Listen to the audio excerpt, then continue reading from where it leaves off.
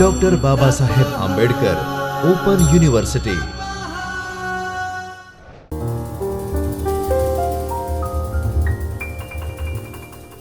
નમસ્કાર મિત્રો, Kinjal Parmar, assistant professor, department of library and information science, doctor Baba Saheb Ambedkar open યુનિવર્સિટીમાં આપનું હાર્દિક સ્વાગત છે.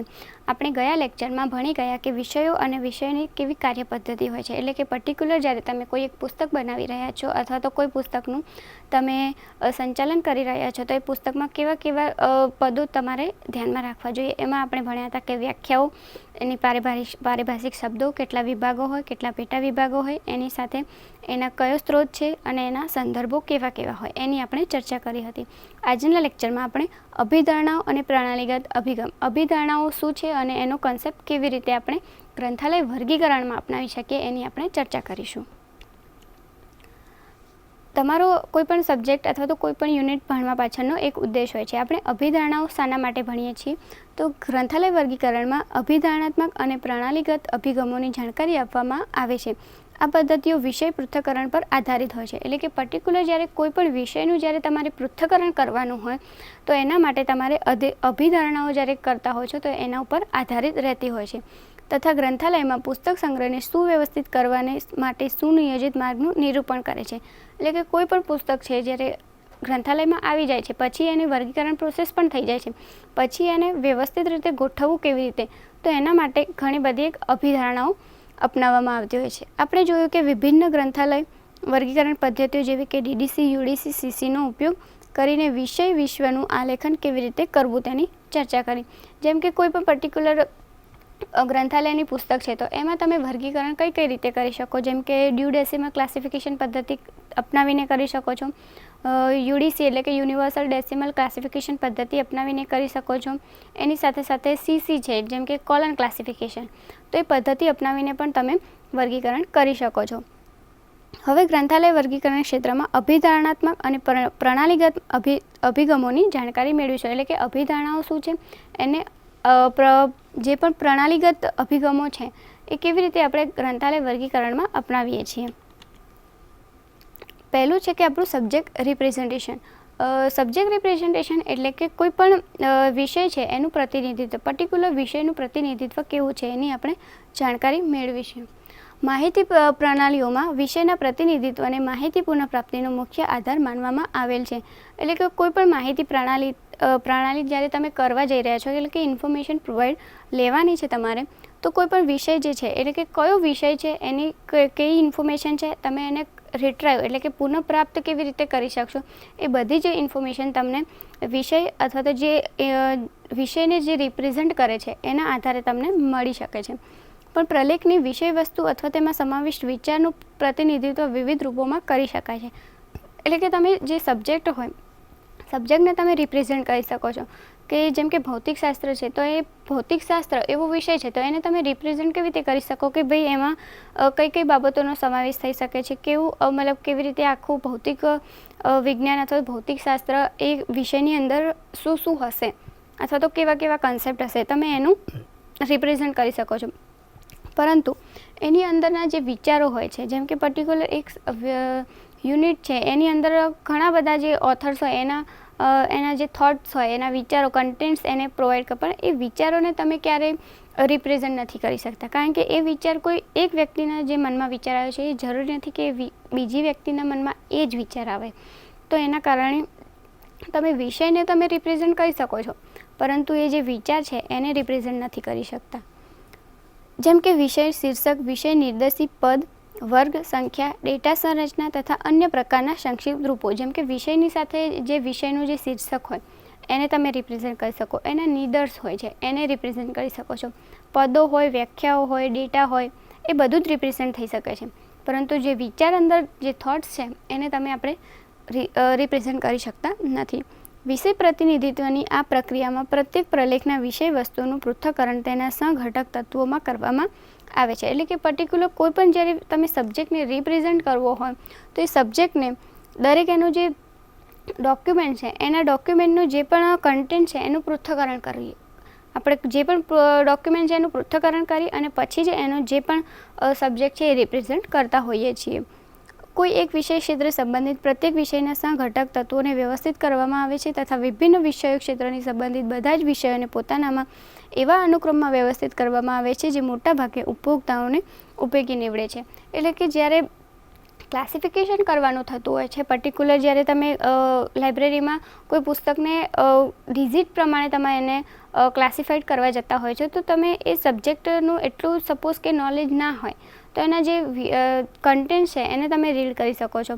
એ કન્ટેન્ટના આધારે તમે વિષયનું જ્ઞાન મેળવી શકો છો અને એના આધારે તમે એ પર્ટિક્યુલર વિષયને ક્લાસિફાઈડ કરી શકો છો અને એને વ્યવસ્થિત રીતે ગોઠવણી કરી શકો છો. પરંતુ જે વિચારો છે એને તમે ક્યારેય એવી રીતે સમજી વિચારી અને ગોઠવણી નથી કરી શકતા. એટલે આપણે ક્યારેય પણ કોઈ પણ પુસ્તકનો જે વિચાર છે એને બદલી નથી શકતા, પરંતુ એ વિચારનો જે કન્ટેન્ટ આપેલો છે એના આધારે તમે વિષય આપી શકો છો અને વિષયના આધારે તમે એને વર્ગીકરણ કરી શકો છો અને વર્ગીકરણ કર્યા પછી એને એક વ્યવસ્થિત પ્રોપર જગ્યા, જેમ કે લાઇબ્રેરિયનશિપ છે, તો કે લાઇબ્રેરિયનશિપ એટલે કે આપણું ગ્રંથાલયનું જ પુસ્તક થયું, તો એને તમે 0 to 0 DDC પ્રમાણે એવી રીતે ક્લાસ નંબર આપી અને એની ગોઠવણી કરી શકો છો. એવી રીતે બધા અલગ અલગ વિષય જે હોય દરેક વિષયને તમે એવી રીતે એના જે વિષયનો કન્ટેન્ટ છે એના આધારે તમે એનું ક્લાસિફિકેશન કરી અને એની ગોઠવણી કરી શકો છો.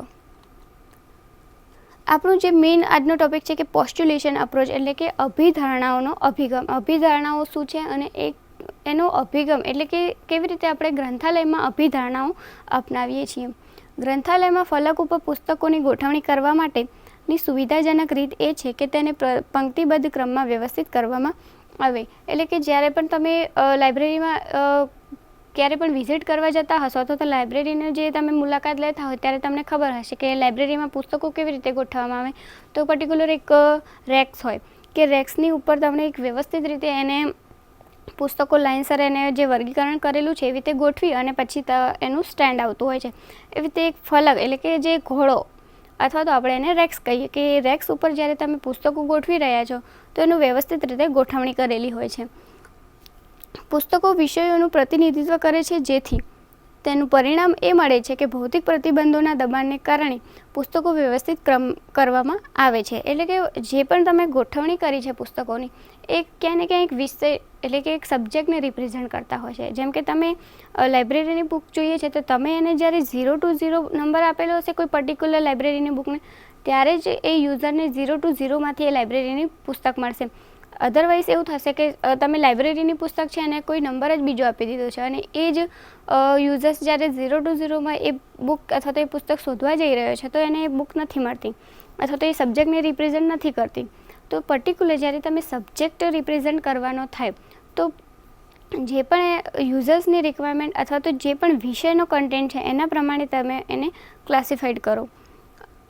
જુદી જુદી વર્ગીકરણ પદ્ધતિઓમાં આ સમસ્યાના ભિન્ન સમાધાન ઉપલબ્ધ છે. એટલે કે જ્યારે આવી કોઈ ક્વેરીઝ ઊભી થાય અથવા તો કોઈ એવી સમસ્યા ઊભી થાય તો દરેક પદ્ધતિમાં અલગ અલગ એના રૂલ્સ અને એની એ જે સમસ્યા ઊભી થાય છે એને કેવી રીતે આપણે શોર્ટ આઉટ કરી શકીએ એના અલગ અલગ નિયમો આપવામાં આવેલા છે.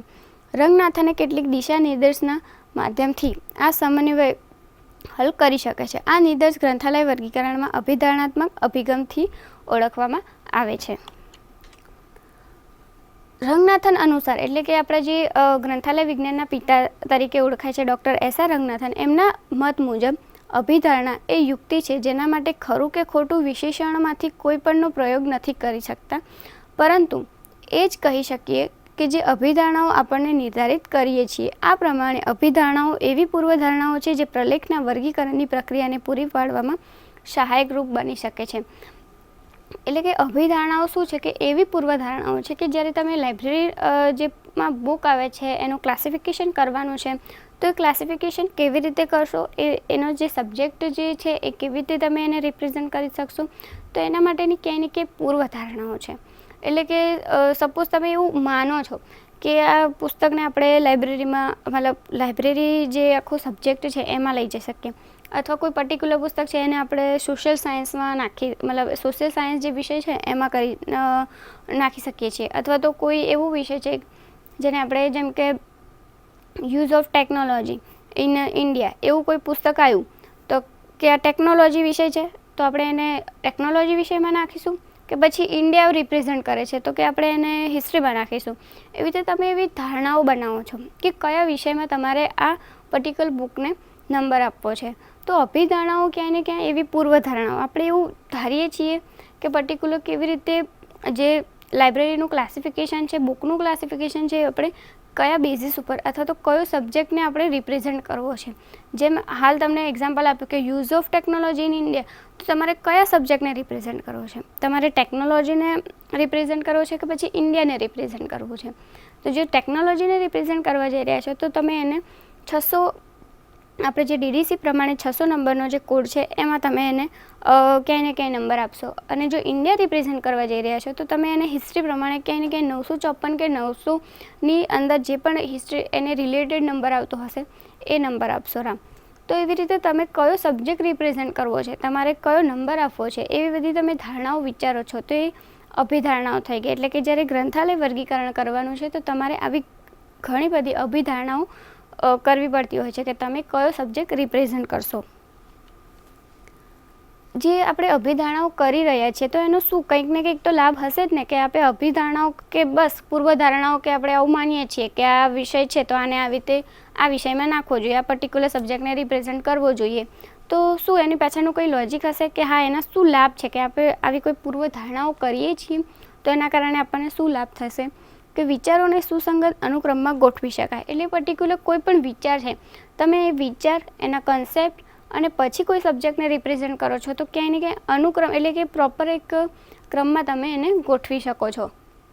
વિષય વસ્તુના પૃથ્થકરણ માટેનું બીબું તૈયાર કરી શકાય છે. એટલે જ્યારે તમે એવું વિષય પર્ટિક્યુલર જ્યારે તમારે વિષયનું પૃથ્થકરણ કરવું હોય, જેમ કે ટેકનોલોજી છે અથવા કે સોશિયલ સાયન્સ છે, એ વિષયમાં કેટલી પુસ્તક છે અથવા તો કેવી પુસ્તકો છે, કોઈ વિષયનું પૃથ્થકરણ કરવું હોય તો જ્યારે આવી પૂર્વધારણાઓથી તમે જ્યારે કોઈ પર્ટિક્યુલર નંબર આપેલો હશે અથવા તો તમે વિચારતા હશો કે આ વિષયને રિપ્રેઝન્ટ કરવું જોઈએ તો ત્યારે અભિધારણા એ ખૂબ જ મહત્ત્વની બની રહે છે. વિચારોને યોગ્ય સ્થાન પ્રદાન કરવાની પ્રક્રિયાને સ્થિતિસ્થાપક બનાવી શકાય છે. એટલે કે કોઈ પણ વિચાર, જેમ કે આપણે કીધું કે સોશિયલ સાયન્સની જો કોઈ બુક હોય તો એની અંદરના વિચારો એને સોશિયોલોજી અથવા તો સોશિયલ સાયન્સને રિલેટેડ એણે કોઈ પણ ઓથરે એના વિચારો એવી રીતે લખ્યા હશે. અથવા તો લાઇબ્રેરીને રિલેટેડ કોઈ પુસ્તક છે તો એ કોઈ પણ ઓથરે એ લાઇબ્રેરીના કન્સેપ્ટને ધ્યાનમાં રાખી અને એના વિચારો રજૂ કર્યા હશે. તો તમે જો સોશિયલ સાયન્સની પુસ્તકને લાઇબ્રેરીમાં અને લાઇબ્રેરીની પુસ્તક સોશિયલ સાયન્સમાં એવી રીતે કરતો તો ક્યાંય ને ક્યાંય વિચારો જે છે એ અસ્તવ્યસ્ત થઈ જશે. એટલે કે જ્યારે વિચારોને તમારે સુવ્યવસ્થિત ગોઠવણી કરવી હોય તો ત્યારે અભિધારણાઓ એ ખૂબ જ મહત્ત્વની બને છે. પ્રાયોગિક વર્ગીકરણ સુવ્યવસ્થિત બની જાય છે. એટલે કે પ્રેક્ટિકલી પણ જ્યારે તમારે કોઈ પુસ્તક તમે જ્યારે વિચારી લીધું છે કે આ વિષય છે એનો આવો નંબર હોઈ શકે છે, એવી કોઈ ધારણા બનાવી લીધી છે, તો પછી જ્યારે તમે પ્રેક્ટિકલી એ જ વસ્તુ જ્યારે કોઈને શીખવાડો છો અથવા તો લાઇબ્રેરીમાં કોઈ પણ પુસ્તકનું ક્લાસિફિકેશન કરો છો તો તમે પ્રેક્ટિકલી પણ તમને અભિધારણાઓ ખૂબ જ ઉપયોગી બને છે. એપ્લિકેશન ઓફ પોસ્ટ્યુલેશન અપ્રોચ એટલે કે જે આપણો અભિધારણાઓનો અભિગમ છે એ કેવી રીતે આપણે અપનાવીએ છીએ. તો અભિધારણાત્મક અભિગમના અનુપ્રયોગની એક અન્ય મહત્ત્વપૂર્ણ વિશેષતા એ છે કે વર્ગીકરણ પ્રક્રિયાના માર્ગમાં આવનારી સંભવિત ભ્રાંતિઓનું નિવારણ કરવામાં સહાયતા પ્રદાન કરે છે. એટલે કે જ્યારે પણ કોઈ પણ પુસ્તકનું ક્લાસિફિકેશન કરવા જઈ રહ્યો છો ને તમને કોઈ હર્ડલ્સ એવી ક્રિએટ થાય છે અથવા તો કોઈ મુશ્કેલી અનુભવાય છે કે ભાઈ આ જે પુસ્તક છે એનું આપણે કેવી રીતે કરીશું ક્લાસિફિકેશન, અથવા તો આ બે સબ્જેક્ટ ભેગા થાય છે, કમ્પાઉન્ડ સબ્જેક્ટ થાય છે, એવી રીતે કોઈ સબ્જેક્ટ અથવા તો બે સબ્જેક્ટ સ્પ્લિટ થતા હોય, તમને આઈડિયા નથી આવતો કે કેવી રીતે કરીશું. તો ત્યારે અભિધારણાઓના આધારે કે તમે એવી પૂર્વધારણાઓ બનાવો છો કે જેના આધારે તમે જે પણ ગ્રંથાલયનું વર્ગીકરણ છે એને તમે પ્રોપરલી કરી શકો છો. એટલે કે ક્યાંય ને ક્યાંય તમને વિચાર આવી જાય કે ના ચલો આવી રીતે આપણે કરી શકીએ. જ્યારે તમે કન્ફ્યુઝ થઈ જાઓ અથવા તો મુશ્કેલી અનુભવો તો ત્યારે એવા સમયે તમે આવી રીતે ધારણાઓ કરી અથવા તો વિચારી કે આ વિચારને આવી રીતે મૂકી શકાય એવી રીતે તમે ક્લાસિફિકેશન કરી શકો છો.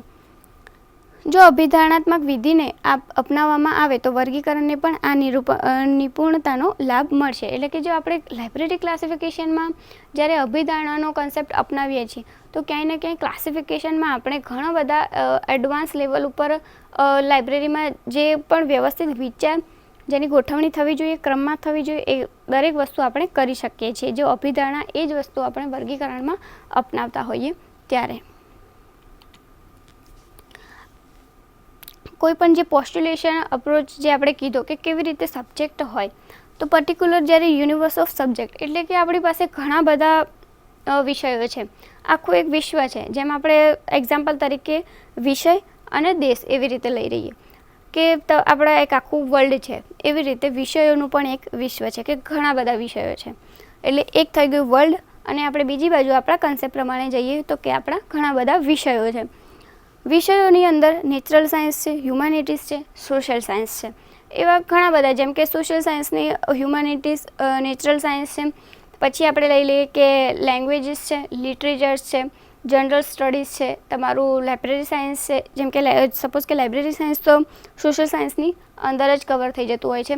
એવી રીતે મીન્સ તમારું સાયન્સ જે આપણા 10 મેઇન ક્લાસીસ છે કે આપણે આ 10 ભાગમાં આપણે વિષયને વિભાજન કરી શકીએ છીએ કે religion, general, social science, languages, sciences, technologies અને આર્ટ્સ છે, અને દેન હિસ્ટ્રી. એવી રીતે અલગ અલગ વિષયો, પર્ટિક્યુલર એક વિષય આખું થઈ ગયું યુનિવર્સ ઓફ સબ્જેક્ટ, એટલે કે એક આખા વિષયનું વિશ્વ છે, બરાબર. જેવી રીતે વર્લ્ડ છે એવી રીતે વર્લ્ડની અંદર અલગ અલગ કન્ટ્રીઝ આવે, આપણી જેમ કે ઇન્ડિયા છે, જાપાન છે, અમેરિકા. એવી રીતે પર્ટિક્યુલર એક વિષયનું આખું વિશ્વ છે ને એની અંદર અલગ અલગ વિષયો છે, જેમ કે natural science, humanity, social science, linguistic છે, લિટરેચર, લેંગ્વેજ. એવી રીતે એની અંદર પર્ટિક્યુલર જ્યારે તમે જોવા જઈએ કે નેચરલ સાયન્સના પણ અમુક બેઝિક સબ્જેક્ટ્સ આવતા હોય. જેમ કે મેં તમને કીધું કે સોશિયલ સાયન્સ છે તો આપણું લાઇબ્રેરી સાયન્સ કે ક્યાંય ને ક્યાંય સોશિયલ સાયન્સમાં આવતું હોય છે. પછી તમે જ્યારે રિલિજનમાં જાઓ છો તો રિલિજનની અંદર કેવા કેવા સબ્જેક્ટ્સ આવે, હિન્દુ રિલિજન આવે, બુદ્ધિઝમ આવે, જૈનિઝમ આવે. તો એ સબ્જેક્ટ અલગ અલગ રીતે એવી રીતે ડિવાઈડ થતા હોય છે. પછી જેમ કે સોશિયલ સાયન્સની અંદર લોઝ પણ આવી જાય છે, પબ્લિક એડમિનિસ્ટ્રેશન પણ આવી જાય છે, સોશિયોલોજી પણ આવી જાય છે. એવી રીતે દરેક વિષય એમાં કવર થતા હોય છે. એ બેઝિક સબ્જેક્ટ આવી ગયા. એની અંદર ફેસેટ્સ અને એની અંદર આઇસોલેટ્સ, એટલે કે જેમ કે તમને કીધું કે સોશિયલ સાયન્સ છે એની અંદર તમારા દરેક વસ્તુ હોય કે પબ્લિક એડમિનિસ્ટ્રેશન છે, લોઝ છે, એ બધું સોશિયલ સાયન્સમાં કવર થઈ જાય છે. તો જેમ કે તમે સોશિયલ સાયન્સ લઈ લીધું, એની અંદર લોઝમાં જાઓ છો. લોઝની અંદર ઘણા બધા લોઝ છે, ઇન્ટરનલ લોઝ છે, નેશનલ લોઝ છે. જેમ કે એની સાથે સાથે લોઝ તમે ઇન્ટરનલ લોઝ લઈ લીધા તો પછી એમાં પણ કયા કયા લોઝ, જેમ કે ચિલ્ડ્રનને લગતા હોય, વુમન્સને લગતા હોય, સામાન્ય મતલબ જે કસ્ટમર્સને લગતા હોય, એવી રીતે. તો પર્ટિક્યુલર એક હેરાર્કી છે. જેવી રીતે તો આપણું વર્લ્ડ છે એની અંદર કન્ટ્રીઝ છે, કન્ટ્રીની અંદર અલગ અલગ સ્ટેટ્સ છે. સ્ટેટમાં જોવા જાવ તો અલગ અલગ તમને વિલેજીસ અને સિટીઝ જોવા મળે, અને સિટીઝમાં પછી અલગ અલગ સોસાયટી અને પછી ઘર. જેમ આપણે તમને શરૂઆત જ્યારે ડીડીસીનું જ્યારે સમજાવવામાં આવ્યું હતું કે ડીડીસીનું આખું કેવી રીતે છે, જે શિડ્યુલ્સ છે કે આખું એક વિષય છે, આખો ડીડીસી છે એની અંદરના 10 ક્લાસીસ મેઇન છે. એ 10ની અંદર અલગ અલગ પેટા વિભાગ છે, અને એ પેટા વિભાગના પણ વિભાગ અને એના પણ વિભાગ. એવી રીતે આ આખી હેરાર્કી ચાલતી રહેતી હોય છે. જેમ કે આખું યુનિવર્સ ઓફ સબ્જેક્ટ છે, એમાં પર્ટિક્યુલર આપણા જે 10 ક્લાસીસ કે જે 10 વિષયો ગણીએ એ હોય, એ 10 વિષયની અંદર દરેક બેઝિક સબ્જેક્ટ આપવામાં આવતો હોય છે. બેઝિક સબ્જેક્ટની અંદર એના ફેસેટ્સ હોય, અને ફેસેટ્સ અને પછી આઇસોલેટ. એ ક્યાંય ને ક્યાંય ફેસેટ્સ અને આઇસોલેટ વિભાગો જ ગણી શકાય. જેમ તમને કીધું કે પર્ટિક્યુલર લો છે તો એની અંદર લોની અંદર ઇન્ટરનેશનલ અને નેશનલ લોઝ હોય.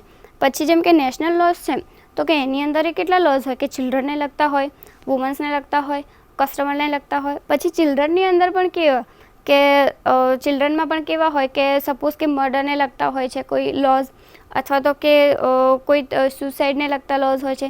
એવા ઘણા બધા પેટા વિભાગ પડતા હોય છે. તો આ આખી હેરાર્કી જે છે એ ચાલતી રહેતી હોય છે. દરેક વિષયને આવી રીતે આખી હેરાર્કીમાં ચલાવવામાં આવતા હોય છે કે આપણું વિશ્વ છે એની અંદર કોઈ પર્ટિક્યુલર સબ્જેક્ટનો બેઝિક સબ્જેક્ટ હોય, બેઝિક સબ્જેક્ટના ફેસેટ્સ અને ફેસેટ્સના આઇસોલેટ. આવી રીતે આખી સબ્જેક્ટની ચેઇન ચાલતી હોય છે. Demonstration in the practical classification, એટલે કે જ્યારે પર્ટિક્યુલર તમે લાઇબ્રેરીનું જે ક્લાસિફિકેશન અથવા તો પ્રેક્ટિકલી જ્યારે કરવા જઈ રહ્યા છો, અથવા તો કોઈ પર્ટિક્યુલર જે તમારે ક્લાસ નંબર આપવો છે તો ક્લાસ નંબર કેવી રીતે તમે આપશો કે મૂળ આખ્યા એટલે કે રો ટાઇટલ. સપોઝ કે તમારી પાસે કોઈ ટાઇટલ નથી, કશું જ નથી, તમારી પાસે બુક નથી, તમારે આખું નવેસરથી તમે કોઈ એક પદ ક્રિએટ કરો છો, કોઈ એક પર્ટિક્યુલર, જેમ કે આખ્યા એટલે કે કોઈ પણ પદ ક્રિએટ કરો છો તમે, કે કોઈ એવું પર્ટિક્યુલર ટાઇટલ કે જેના આધારે તમે, અથવા તો વર્ડ કે જેના આધારે તમે આખું એક ટાઇટલ બનાવો અને એનો વર્ગાંક આપો. એટલે કે જે રો ટાઇટલ છે, જે બેઝિક છે, જેમાં કશું કે તમારું પર્ટિક્યુલર સાદું જેવો કોઈ વર્ડ છે અથવા તો સાદું એવું કોઈ પદ છે. એ પછી અર્થપૂર્ણ આખ્યા. એક્સપ્રેસિવ ટાઇટલમાં શું હોય કે જે મૂળ આખ્યા છે, જેમાં તમારા વર્ડ છે, એની સાથે સાથે એને સંબંધિત જેટલા પણ આખ્યા, એટલે કે જેટલા પણ રિલેટેડ પદો છે એ બધાને તમે કનેક્ટ કરો છો. દરેક પદોને કનેક્ટ કરી અને પછી અર્થપૂર્ણ આખ્યા બને છે. એટલે કે તમે સપોઝ કોઈ વિચાર એક આવ્યો હોય તો એ વિચારની સાથે તમે એવું માત્ર એક વિચાર આવ્યો તો એને લઈને તમે ક્યારેય આગળ નથી વધતા. એ વિચારની સાથે બીજા કેટલા અલગ અલગ વિચારો આવે છે, તો એ બધાને કનેક્ટ કરો કે આવો કોઈ વિચાર આવે છે કે ક્લાસિફિકેશન એટલે શું, તો એની સાથે કે કેટલોગિંગ એટલે શું, એવો પણ વિચાર આવે છે, તો ક્લાસિફિકેશન અને કેટલોગિંગ એ બંને વિચારોને તમે મર્જ કરો છો. એવી રીતે જેટલું જે મૂળ આખ્યા છે એમાં તમને માત્ર ને માત્ર એક વિચાર આવે છે, પરંતુ જે તમારો અર્થપૂર્ણ આખ્યા છે, એટલે કે એ જે મૂળ આખ્યાની સાથે જેટલા પણ રિલેટેડ તમને વિચારો છે અથવા તો રિલેટેડ પદો છે એ બધાને તમે ભેગા કરો છો. પછી આવે છે મૂળ પદ આખ્યા. પહેલું હતું કે મૂળ આખ્યા એટલે કે ખાલી એક વિચાર અથવા તો એવું વર્ડ અથવા તો પદ, પરંતુ હવે મૂળ પદ આખ્યા એટલે કે જે તમારું અર્થપૂર્ણ આખ્યા છે એમાં તમને ઘણા બધા વિચારો આવ્યા છે, ઘણા બધા પદો તમે શોધ્યા છે, એક પદની સાથે જેટલા પણ રિલેટેડ વર્ડ્સ, પદ જે પણ એની સાથે સંકળાયેલું છે એ બધું જ શોધ્યું છે.